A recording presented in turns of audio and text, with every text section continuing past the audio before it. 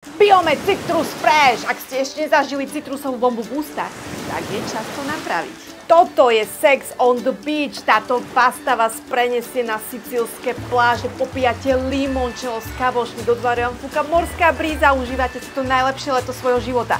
Toto je feeling a vibe tejto pasty. Dámy a páni, predstavujem vám najviac letnú juicy pastu, ktorá mi extrémne chutí. Milujem citrusy, parfémov, zmrzlinách, limonádach, proste všade. Áno, aj v špagetách. No a keď som ju uvidela v drogerke, tak si vravím, moja, ty dnes ideš domov so mnou. Toto je už x-tá, ktorá išla so mnou domov. Čo okrem svojej tutti frutti chuti obsahuje? Máme tu výťažky zo psília, listov brezy a borievky. Tie by mali pôsobiť protizápalovo. Výťažok z ananásu, tzv. Bromelain, zasa štiepí bielkovými povlakmi. Glycerofosfát vápenaty a L-arginín posilňujú a obnovujú zubnú sklovinu. Glukonát zinočnatý a bisabolol zase predchádzajú vzniku baktériám, ktoré spôsobujú zápach z úst. No a potom tu máme esenciálne oleje z grepu, mandarínky, citrónu a mety. Poskytujú sviežosť a dodávajú pokoj telu a duši. Namaste.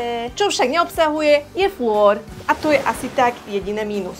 Chápem, že výrobca ju chce propagovať ako eko-bio, takže fluor musel ísť zo zoznamu ingredientov preč. Tým pádom vznikla pasta, ktorá je z 99% prírodná a vhodná aj pre vegánov. Odpustím jej to? Pre tú chuť áno, ale nikdy to nebude môjho srdca šampión, lebo fluor je to, čo naše zuby potrebujú pre ochranu. Beriem ju ako chvíľkové spestrenie ranného umývania a sviežou nakopnutia, ale večer siaham po istote, čiže nejakej inej paste s fluorom. A akej?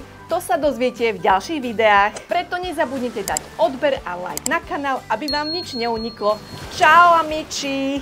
Namaste! Chleba so šmaľcom a cibuľou.